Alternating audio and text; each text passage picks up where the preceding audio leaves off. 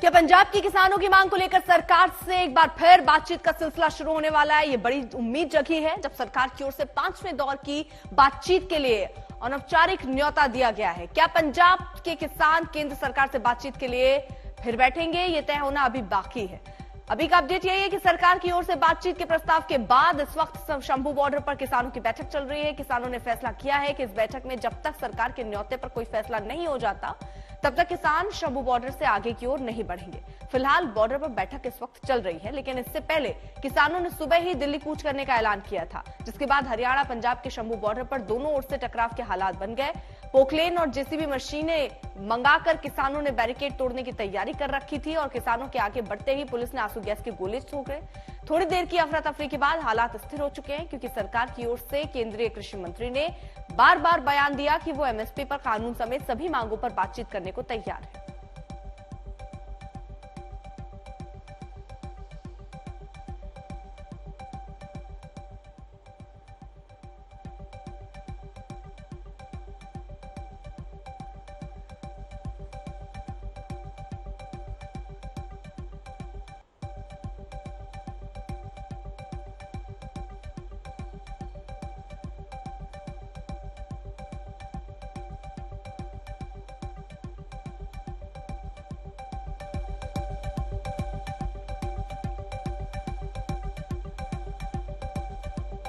सीधा आपको शंभू बॉर्डर लिए चलते हैं। मंजीत हमारे साथ हमारे सहयोगी इस वक्त जुड़े हुए हैं। मंजीत, फिलहाल स्थिति क्या और ये बैठक अभी भी किसानों की चल रही है, कब तक खत्म होगी और कब जानकारी मिल पाएगी कि आगे क्या होना है? देखिए अर्पिता, फिलहाल जो स्थिति सामान्य नजर आ रही है, उस तरह का तनाव देखने को नहीं मिल रहा जिस तरह का सुबह 11 बजे के बाद देखने को मिल रहा था। पुलिस भी अपनी उस तरह से गतिविधियां नजर हमें नहीं आ रही है। हालांकि पुलिस की तरफ से अभी 2-3 पोकलेन मशीनें मंगवाई गई हैं और वो फ्लैश पॉइंट जहां पे है 500-700 मीटर की दूरी पर, वहां पर भेजी गई हैं। फिलहाल किसानों की तरफ से अभी दिल्ली को से जो न्योता बातचीत का आया है, कोई रिएक्शन अभी मिला नहीं है। 1-2 नेताओं ने इसका स्वागत किया, लेकिन जो नेता इस वक्त संयुक्त किसान मोर्चा गैर राजनीतिक के शंभू टोल प्लाजा पर प्रोटेस्ट कर रहे हैं, उनकी तरफ से कोई रिएक्शन अभी नहीं आया है। नेता आपस में बातचीत कर रहे हैं। देखना दिलचस्प होगा कि वो 5वें दौर की जो बैठक है उसके न्योते को स्वीकार करते हैं या फिर नहीं, और अगर स्वीकार करते हैं तो क्या पुरानी मांगों के साथ ही आगे बढ़ते हैं, फिलहाल ये देखना होगा। और अगर 5वें दौर की बैठक की स्वीकारोक्ति उनकी तरफ से हो जाती है तो बैठक क्या चंडीगढ़ में होगी, और क्या पहले की तरह अब की बार भी जो उनकी मुख्य मांग है एमएसपी ही रहने वाली है।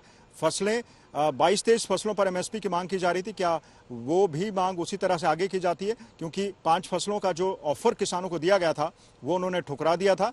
अब कौन सी फसलों पर बातचीत होती है ये देखना दिलचस्प होगा। फिलहाल दोनों तरफ से अभी शांति बनी हुई है, आंसू गैस के गोले नहीं दागे गए और किसान भी आगे नहीं बढ़े, तो फिलहाल हमें शांति नजर आ रही है। हालांकि लाउडस्पीकर पर लगातार जो किसान नेता है प्रदर्शनकारियों को संबोधित कर रहे हैं।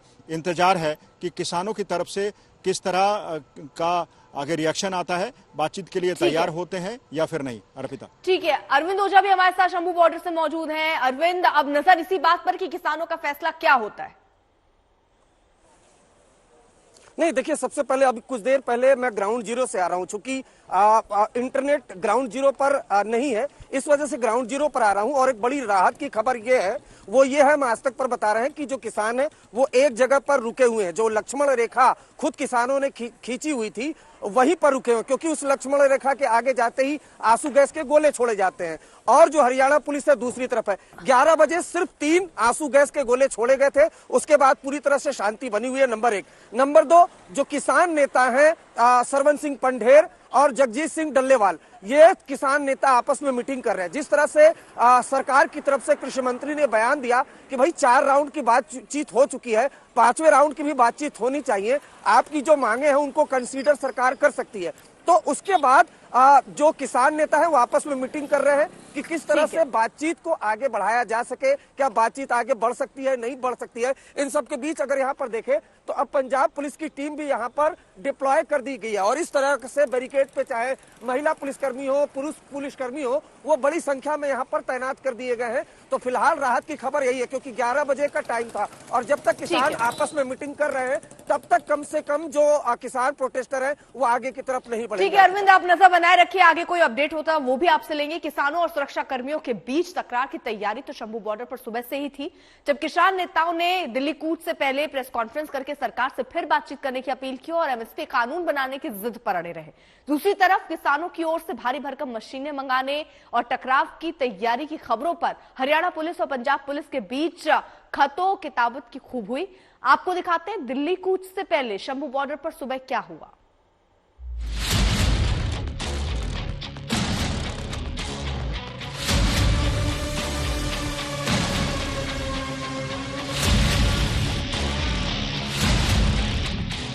शंभू बॉर्डर पर सुबह सुबह ही किसानों की ओर से दिल्ली कूच की तैयारी चल रही थी।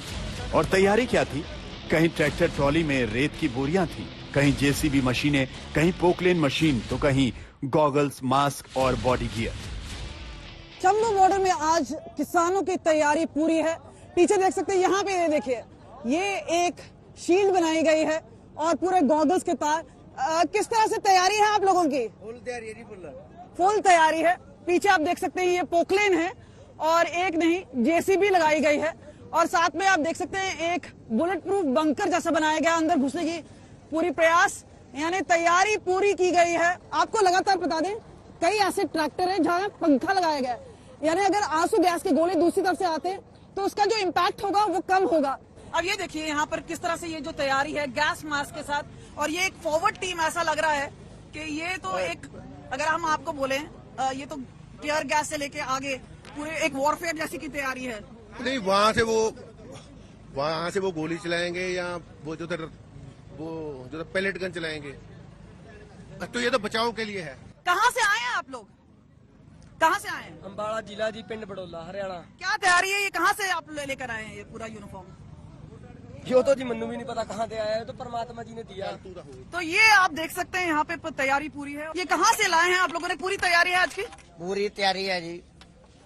हाँ, अगर जान माल को नुकसान हुआ उसके लिए तैयार है? जान देने के लिए आए हैं, देके जाएंगे। ये पोकलेन मशीन, ये जेसीबी और ये बॉडी गियर्स किसानों की ओर से टकराव की तैयारी के तौर पर लाई गई थी। टैंक की तरह चीन वाले पहियों का पोकलेन पुलिस की ओर से की गई बैरिकेडिंग को तोड़ने में सक्षम थी। वहीं जेसीबी का इंतजाम रोड बंद करने में लगाए गए सीमेंट ब्लॉक्स को हटाने के लिए किया गया था। मौके पर मौजूद किसान नेता रमनदीप मान का दावा था कि हमले पुलिस करेगी, सामना किसान करेंगे। आप किसान क्या बोलते हैं इस पर? देखो, हमारा स्टैंड वही है, हम तो बिल्कुल शांति से आगे जाएंगे। अगर टीयर गैस चलाएंगे तो ये चलाएंगे, वो जब पैलेट गन चलाएंगे तो ये चलाएंगे, अगर गोली चलाएंगे तो ये चलाएंगे, लाठी चलाएंगे तो भी यही चलाएंगे। हम बिल्कुल शांतिप्रिय जाएंगे। एक तरफ किसान बैरिकेड तोड़ने और पुलिस बलों से आमना सामना करने की तैयारी कर रहे थे, दूसरी ओर दिल्ली कूच करने के लिए ट्रैक्टरों की ट्रॉलियों में रेत की बोरियां लादी गई थी।